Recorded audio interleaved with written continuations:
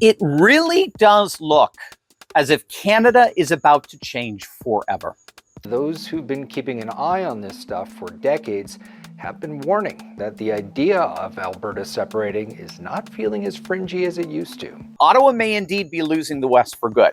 Western Provinces just made a major WEXIT move, and it's sending shockwaves across Canada. Alberta, Saskatchewan, and BC's interior are acting like never before. With binding referendums planned in the next 12 to 18 months, this is no longer a threat. It's a ticking clock toward Canada's biggest breakup. Alberta, Saskatchewan, and even parts of British Columbia just dropped an earth-shattering WEXIT announcement. This isn't a drill. We're talking binding referendums. We're talking new regional governments. We're talking the most serious challenge to Canadian unity in a generation. They said it was just noise. They said Western alienation was a phase, but now it's law, it's referendums, it's legislation written in ink, not protest signs. Alberta, Saskatchewan, and even parts of British Columbia have gone way past frustration. They're building the paperwork to walk out of the Canadian Federation, and this time they're not bluffing. So, in a shock move, Western leaders such as Alberta Premier Danielle Smith have just announced binding referendums in the next year asking citizens straight up, do you want to break away from Canada? Do you want to wrest back real control from Ottawa? For the first time, there is now a public timetable. So the plan is for the next 12 to 18 months to let the West decide its own fate. Alberta and Saskatchewan have officially announced binding referendums within the next 12 to 18 months. That's not a suggestion, it's a ticking clock. A coordinated move that caught Ottawa completely off guard. Meanwhile, rural BC is signaling it wants in. Not the cities, not Vancouver, but the interior towns, the resource-heavy communities that feel more connected to Alberta than the capital. The divide isn't just west versus east anymore. It's rural versus regime. Actions speak louder than words, and that's what Alberta is expecting. This isn't just people ranting at town halls. The provinces are laying out timelines, bills, and draft constitutions. They've already held a joint caucus meeting in Lloydminster, a city split between Alberta and Saskatchewan. Symbolic and strategic. Officials from both legislatures met to lock arms and strategize this separation play like it's a military op. No wonder Ottawa is panicking. This isn't an emotional tantrum. It's a blueprint for divorce, and the machinery to do it already humming. We're looking at a majority of people who are right now looking at Alberta separation as an issue that is real. It's certainly different from what we see in other parts of the country where the numbers are lower. We don't see any other part of Canada where we reach such a high number of people who say this is a real possibility. Take Bill 54, passed in Alberta. It slashes the signature threshold for citizen-led referendums from 600,000 verified names to just 170,000. That's only about 5% of Alberta's population. And groups like the Alberta Prosperity Project are already deep into the signature gathering phase. They've got boots on the ground in rural areas. They're holding events, launching campaigns. Do you agree that Alberta should become a sovereign country and cease to be a province of Canada?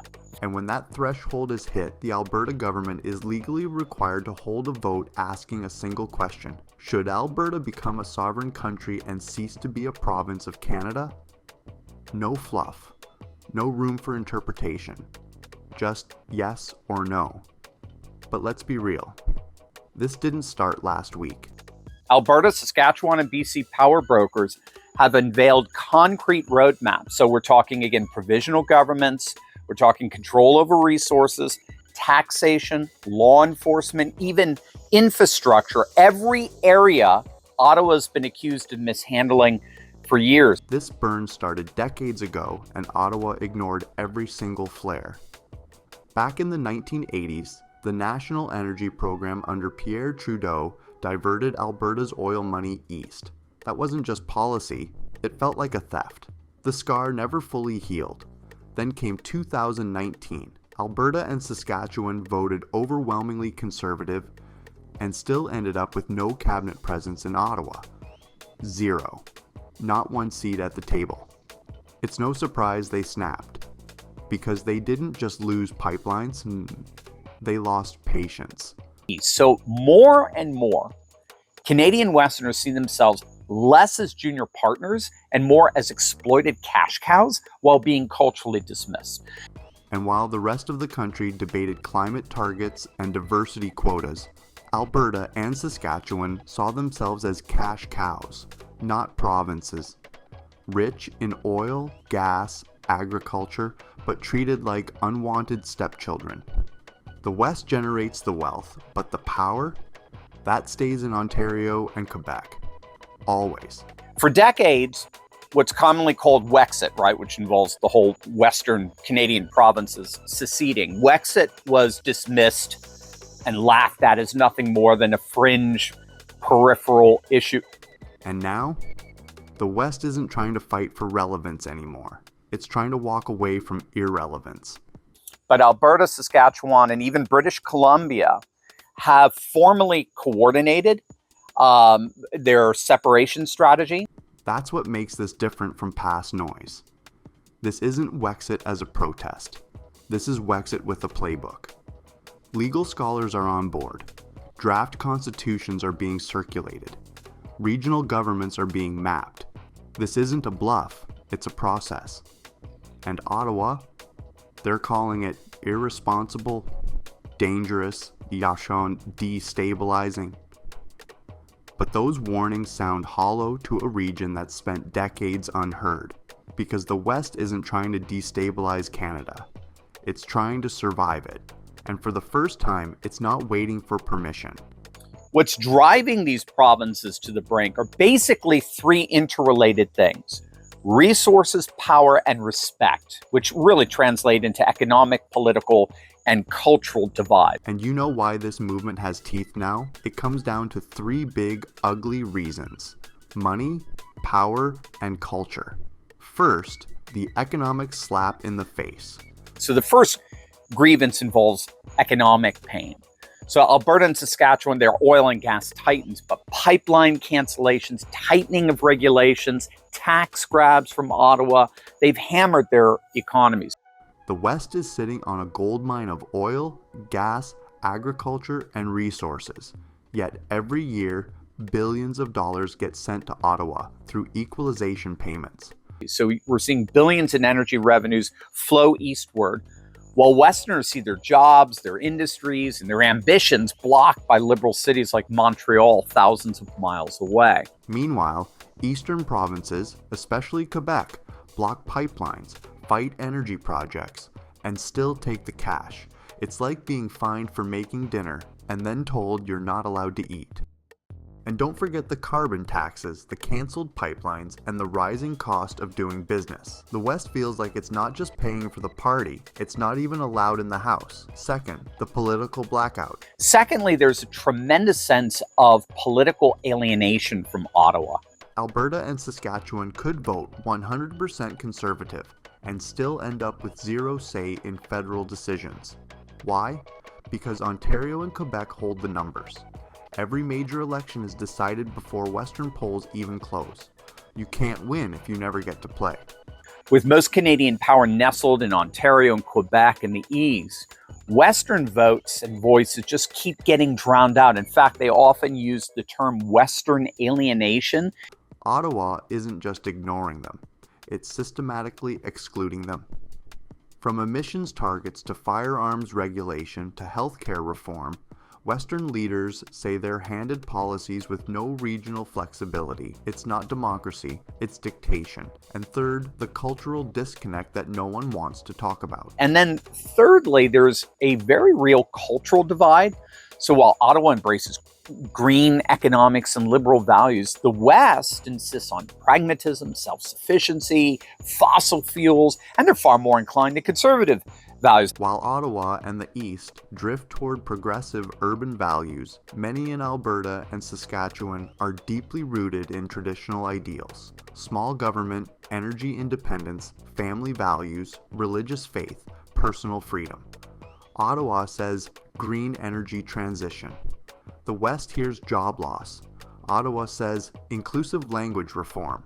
The West says, what happened to common sense? This isn't just a policy gap, it's a cultural Cold War. Now, let's talk about the real bomb. What if they actually vote yes?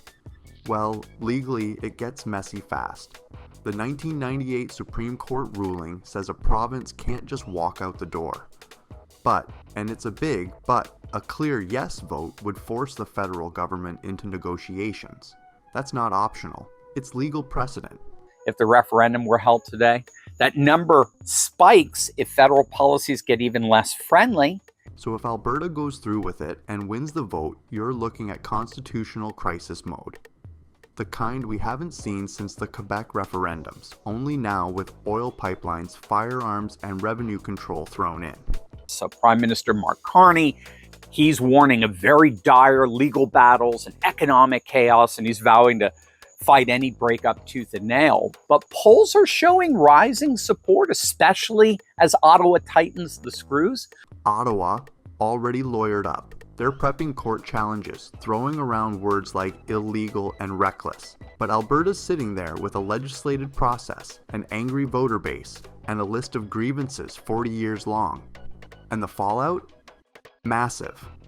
You're talking about Indigenous treaty disputes, international trade deals, pipeline ownership, military jurisdiction, and more.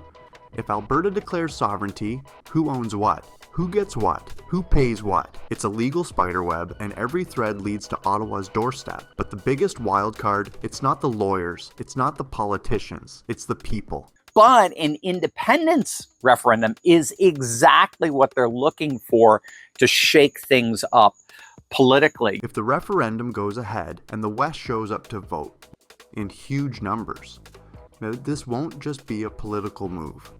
It'll be a national reckoning. Because even if they don't leave, the message will be impossible to ignore. And maybe that's the point. Alright, let's talk about the wild card. Nobody in Ottawa wants to admit exists. The voters they forgot.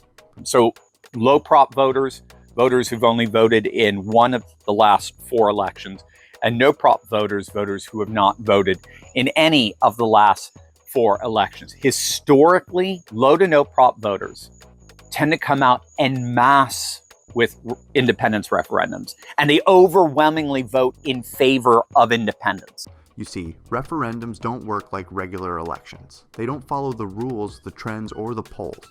They wake up the people who never vote. The ones who sit out every federal election because they think, what's the point? And suddenly, they've got a point. A big one. A vote that feels personal. This is WEXIT's secret weapon. The silent, simmering population that's been waiting for a reason to show up. Sound familiar? Yep, Brexit did the same thing. Everyone said it was impossible, until the forgotten majority walked into voting booths and shocked the world. So 30% of Albertans already want to secede. And there's a considerable number of low to no prop voters who are going to turn out and join them for an independence referendum. Gang, that's called game on. Early polls show 30% of Albertans and 25% of Saskatchewanians would vote yes right now. And that's before the campaigns even heat up. The number is growing, and fast. But this vote, it's not just about sovereignty, it's about revenge. On a political machine that took their money, ignored their voice, mocked their culture, and told them to just deal with it. So what happens if they do vote yes? If you're into real talk and breaking updates about Canada, smash that like and subscribe now.